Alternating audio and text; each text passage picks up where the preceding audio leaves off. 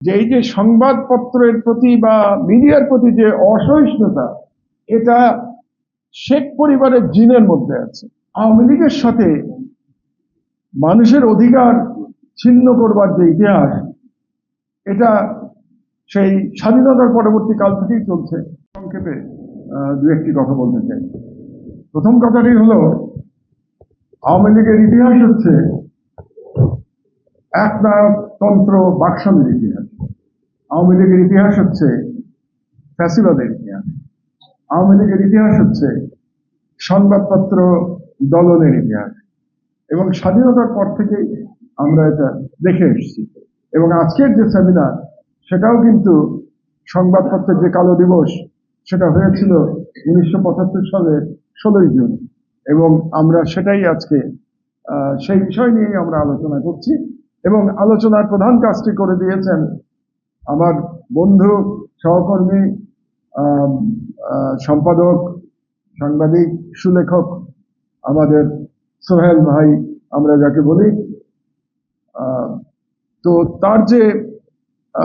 তার যে মূল প্রবন্ধ আমরা আজকে শুনতে পেয়েছি প্রথমেই, সেখানেই মোটামুটি আমাদের বক্তব্য দেওয়া হয়ে গেছে।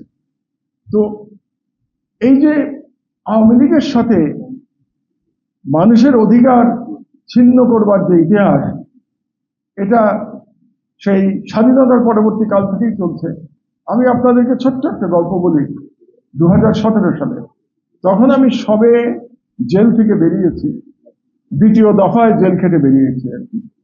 তো একটা অনুষ্ঠান হচ্ছিল প্রেস ক্লাবে। তো সেখানে কোনো একটি প্রসঙ্গে আমি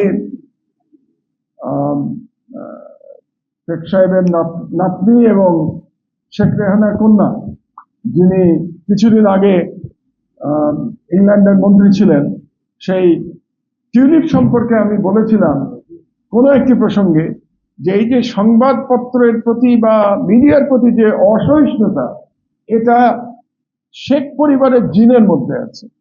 এটা আমি বলেছিলাম এই কারণে যে শেখ সাহেব সংবাদপত্র ধ্বংস করেছিলেন, তার কন্যা শেখ হাসিনা সংবাদপত্রিক মিডিয়াটি কি করেছে আপনারা জানেন, এবং টিউলিপও লন্ডনে একটি পত্রিকার একজন সাংবাদিকের সঙ্গে দুর্ব্যবহার করেছিল।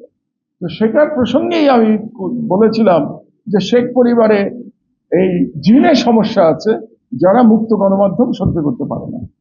তো এটা বলার কারণে আমার বিরুদ্ধে 35টা মামলা হয়েছিল নতুন করে। আগের মামলা তো 100টা ছিলই, সেদিন আরো 35টা মামলা হয়েছিল। এবং এই ধরনের একটা মামলা আমি হাজিরা দিতে গিয়েই কুষ্টিয়াতে আক্রান্ত হয়েছিলাম, সেটা আপনারা সবাই জানেন। এবং আজকে আমরা যে এখানে উপস্থিত হয়েছি, তার কারণ আমরা এই ধরনের রাষ্ট্র ব্যবস্থার পরিবর্তন চাই, যে রাষ্ট্র ব্যবস্থায় একজনের একটা মন্তব্যের জন্য সারা দেশে 35টা মামলা হবে। এই রাষ্ট্র ব্যবস্থার আমরা